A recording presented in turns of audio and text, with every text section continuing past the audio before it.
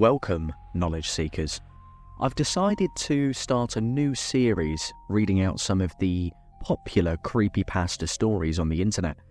Depending on how long they take to read, there may be a few stories within each video. I'll put in some relevant pictures and videos where possible, but this will be more so something that you can listen to in the background. Anyway, I hope you enjoy. Please suggest any other stories in the comments that you'd like read out. This one is called Bedtime. Part 1. The Beginning. Bedtime is supposed to be a happy event for a tired child. For me, it was terrifying. While some children might complain about being put to bed before they have finished watching a film or playing their favourite video game, when I was a child, nighttime was something to truly fear. Somewhere in the back of my mind, it still is. As someone who is trained in the sciences, I cannot prove that what happened to me was objectively real, but I can swear that what I experienced was genuine horror, a fear which in my life, I'm glad to say, has never been equalled. I will relate it to you all now as best I can, make of it what you will, but I'll be glad to just get it off my chest. I can't remember exactly when it started, but my apprehension toward falling asleep seemed to correspond with being moved into a room of my own. I was 8 years old at the time, and until then, I had shared a room quite happily with my older brother. As is perfectly understandable for a boy 5 years my senior, my brother eventually wished for a room of his own, and as a result, I was given the room at the back of the house. It was a small, narrow yet oddly elongated room, large enough for a bed and a couple chest of drawers, but not much else. I couldn't really complain because even at that age, I understood that we did not have a large house, and I had no real cause to be disappointed, as my family were both loving and caring. It was a happy childhood during the day. A solitary window looked out onto our back garden.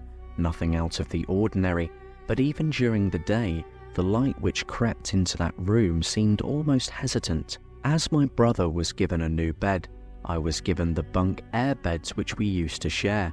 While I was upset about sleeping on my own, I was excited at the thought of being able to sleep in the top bunk, which seemed far more adventurous to me.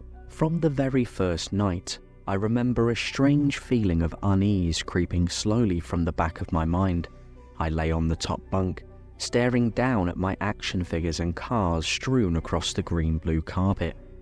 As imaginary battles and adventures took place between the toys on the floor, I couldn't help but feel that my eyes were being slowly drawn towards the bottom bunk, as if something was moving in the corner of my eye.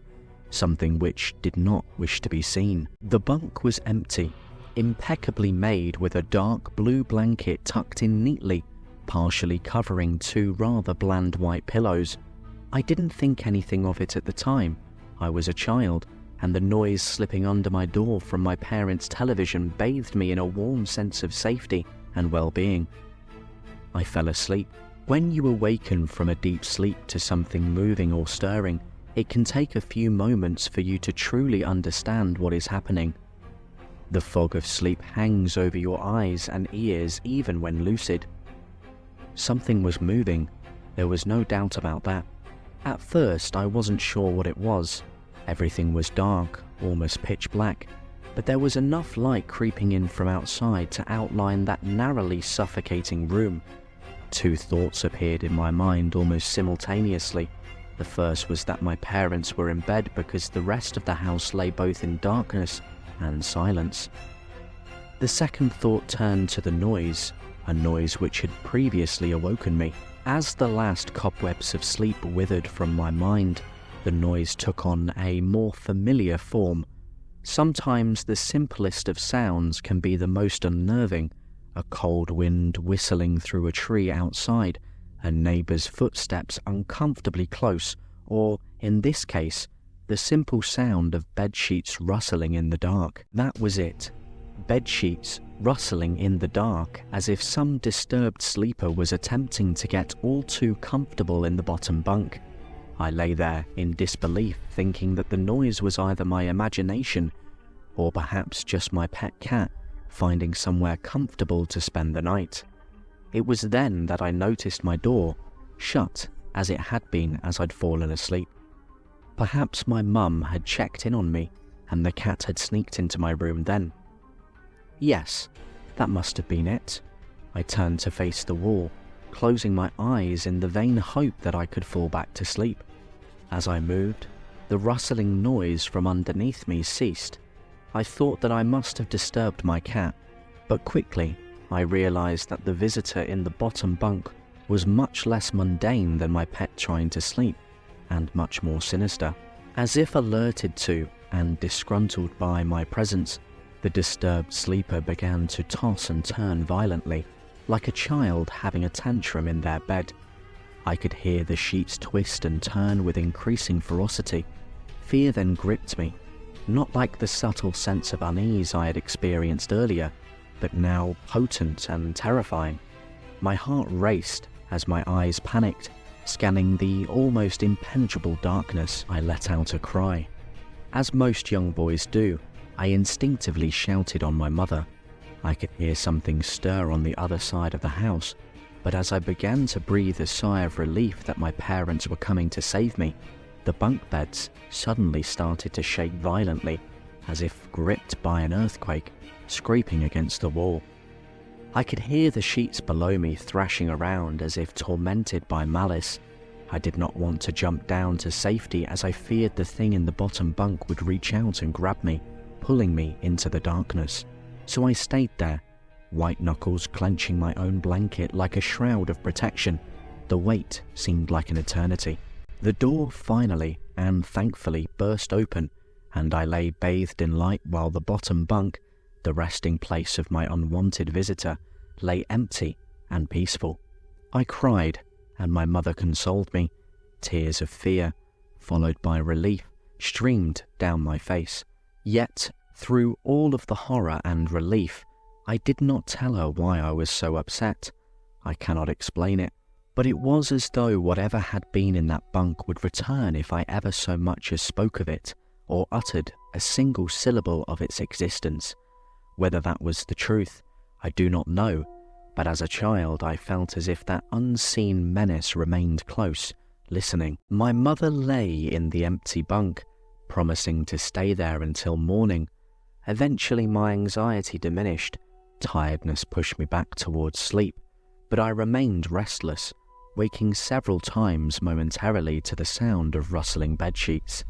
I remember the next day wanting to go anywhere, be anywhere, but in that narrow, suffocating room. It was a Saturday, and I played outside, quite happily with my friends. Although our house was not large, we were lucky to have a long, sloping garden in the back. We played there often, as much of it was overgrown, and we could hide in the bushes, climb in the huge sycamore tree which towered above all else, and easily imagine ourselves in the throes of a grand adventure in some untamed exotic land. As fun as it all was, occasionally my eye would turn to that small window, ordinary, slight, and innocuous, but for me, that thin boundary was a looking glass into a strange, cold pocket of dread. Outside, the lush green surroundings of our garden, filled with the smiling faces of my friends, could not extinguish the creeping feeling clawing its way up my spine, each hair standing on end. The feeling of something in that room, watching me play, waiting for the night when I would be alone, eagerly filled with hate. It may sound strange to you, but by the time my parents ushered me back into that room for the night, I said nothing. I didn't protest. I didn't even make an excuse as to why I couldn't sleep there. I simply and sullenly walked into that room, climbed the few steps into the top bunk, and then waited.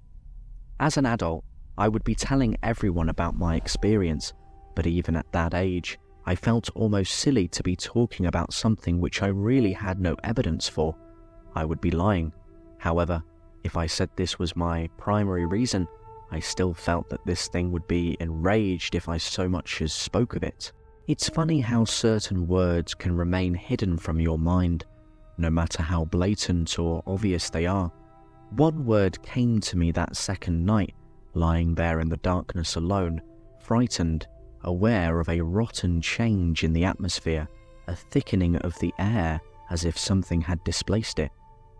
As I heard the first casual twist of the bedsheets below, the first anxious increase of my heartbeat as a realization that something was once again in the bottom bunk, that word, a word which had been sent into exile, filtered up through my consciousness, breaking free of all repression, gasping for air, screaming, etching and carving itself into my mind.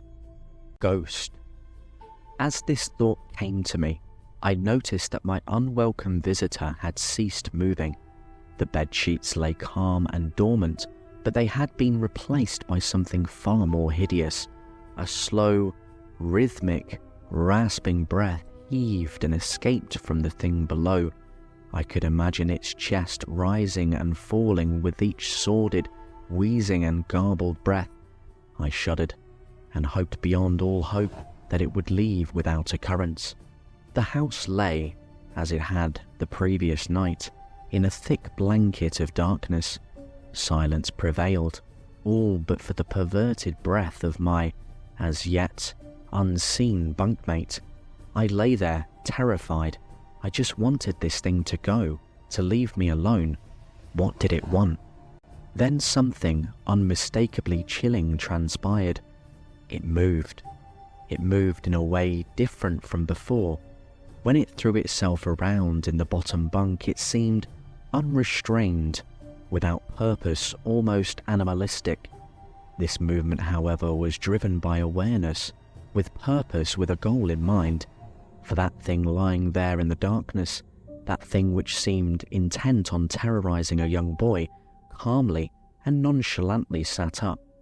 Its laboured breathing had become louder, as now only a mattress and a few flimsy wooden slats separated my body from the unearthly breath below. I lay there, my eyes filled with tears. A fear which mere words cannot relate to you or anyone else coursed through my veins. I would not have believed that this fear could have been heightened, but I was so wrong. I imagined what this thing would look like, sitting there, listening from below my mattress, hoping to catch the slightest hint that I was awake. Imagination then turned to an unnerving reality. It began to touch the wooden slats which my mattress sat on. It seemed to caress them carefully, running what I imagined to be fingers and hands across the surface of the wood. Then, with a great force, it prodded angrily between two slats into the mattress. Even through the padding, it felt as though someone had viciously stuck their fingers into my side. I let out an almighty cry, and the wheezing, shaking, and moving thing in the bunk below replied in kind by violently vibrating the bunk as it had done the night before.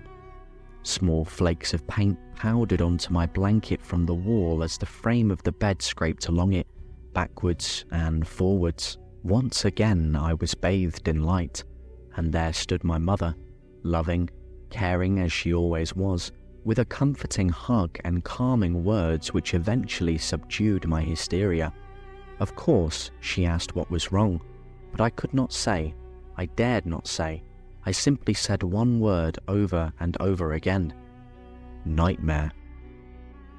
This pattern of events continued for weeks, if not months. Night after night, I would awaken to the sound of rustling sheets. Each time I would scream so as not to provide this abomination with time to prod and feel for me. With each cry, the bed would shake violently, stopping with the arrival of my mother, who would spend the rest of the night in the bottom bunk, seemingly unaware of the sinister force torturing her son nightly. Along the way, I managed to feign illness a few times and come up with other less than truthful reasons for sleeping in my parents' bed, but more often than not, I would be alone for the first few hours of each night in that place, the room where the light from outside did not sit right, along with that thing. With time, you can become desensitized to almost anything, no matter how horrific. I had come to realize that, for whatever reason, This thing could not harm me when my mother was present. I am sure the same would have been said for my father, but as loving as he was, waking him from sleep was almost impossible. After a few months, I had grown accustomed to my nightly visitor. Do not mistake this for some unearthly friendship. I detested the thing. I still feared it greatly, as I could almost sense its desires and its personality, if you could call it that.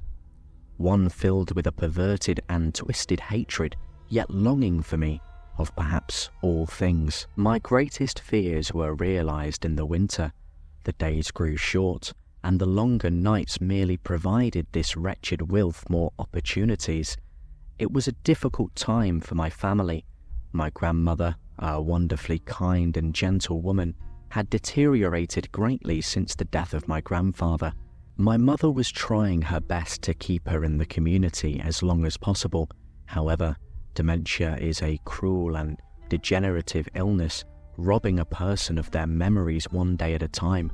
Soon she recognized none of us, and it became clear that she would need to be moved from her house to a nursing home.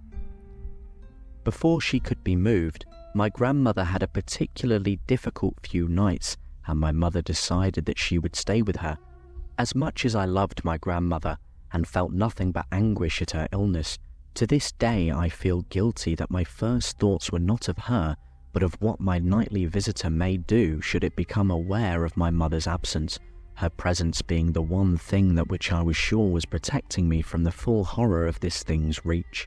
I rushed home from school that day and immediately wrenched at the bedsheets and mattress from the lower bunk, removing all of the slats and placing an old desk, a chest of drawers, and some chairs which kept in a cupboard where the bottom bunk used to be.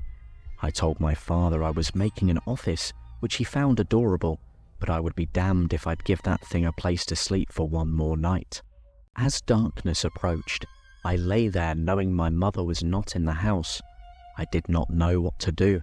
My only impulse was to sneak into their jewelry box and take a small family crucifix which I had seen there before.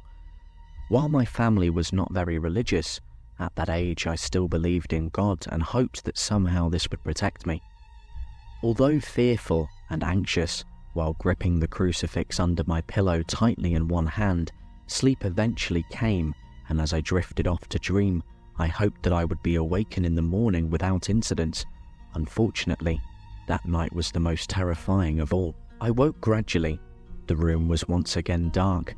As my eyes adjusted, I could gradually make out the window and the door, and the walls, some toys on the shelf, and even to this day, I shudder to think of it, for there was no noise, no rustling of sheets, no movement at all. The room felt lifeless, yet not empty.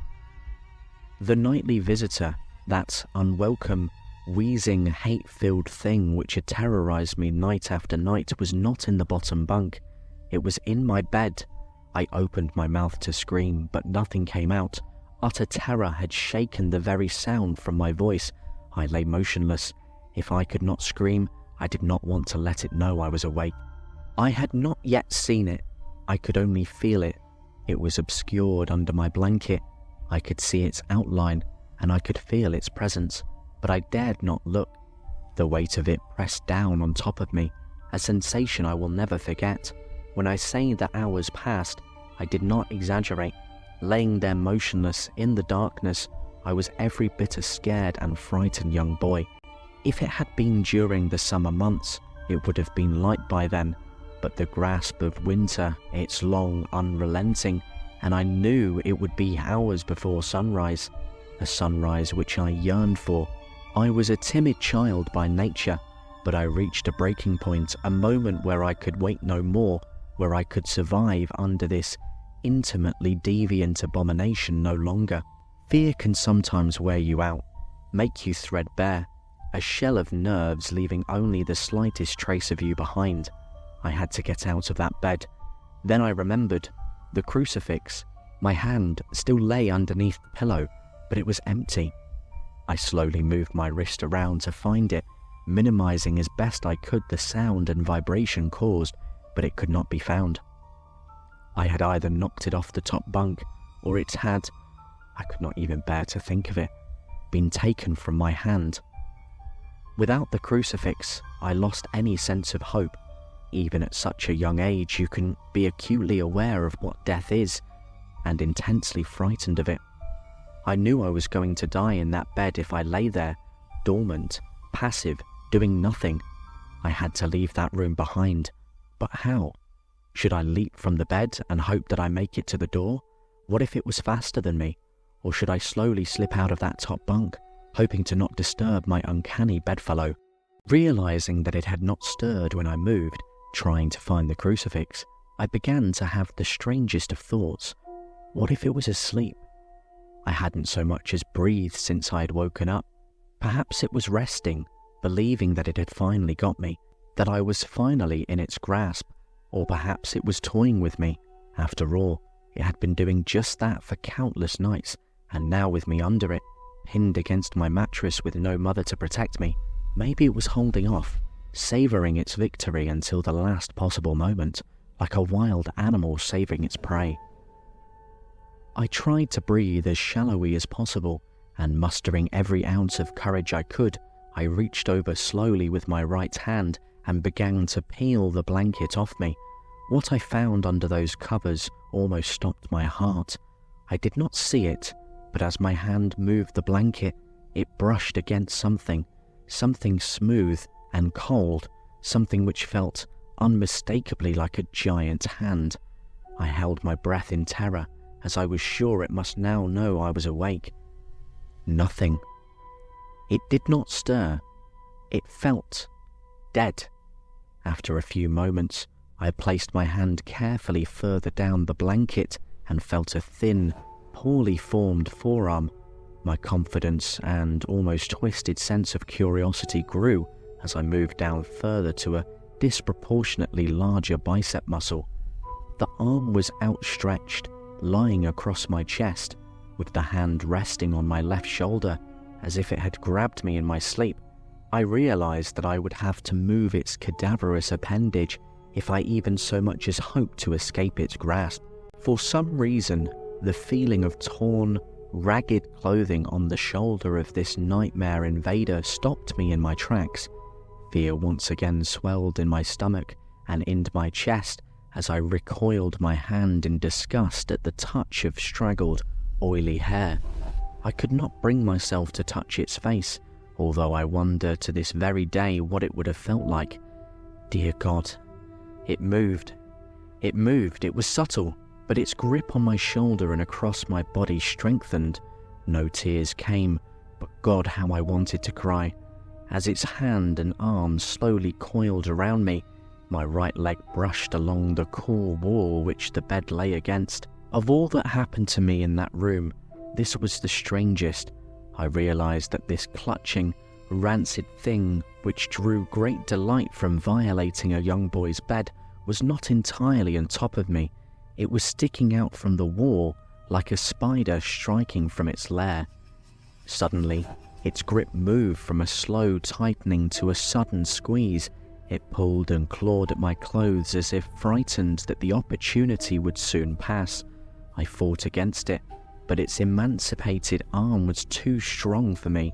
Its head rose up, writhing and contorting under the blanket. I now realized where it was taking me. Into the wall. I fought for dear life. I cried, and suddenly my voice returned to me, yelling, screaming, but no one came. Then I realized why it was so eager to suddenly strike, why this thing had to have me now, through my window, that window which seemed to represent so much malice from outside, streaked hope, the first rays of sunshine. I struggled further, knowing that if I could just hold on, it would be gone soon. As I fought for my life, the unearthly parasite shifted, slowly pulling itself up to my chest, its head now poking out from under the blanket, wheezing, coughing, rasping. I do not remember its features. I simply remember its breath against my face, foul and as cold as ice. As the sun broke over the horizon, that dark place, that suffocating room of contempt was washed, bathed in sunlight. I passed out as its scrawny fingers encircled my neck, squeezing the very life from me. I awoke to my father offering to make me some breakfast. A wonderful sight indeed. I had survived the most horrible experience of my life until then, and now I moved the bed away from the wall, leaving behind the furniture I had believed that would stop the thing from taking a bed. Little did I think that it would try and take mine and me.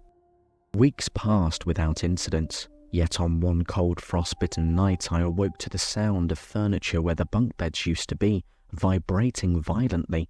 In a moment it passed. I lay there, sure I could hear a distant wheezing coming from deep within the wall, finally fading into the distance. I have never told anyone this story before.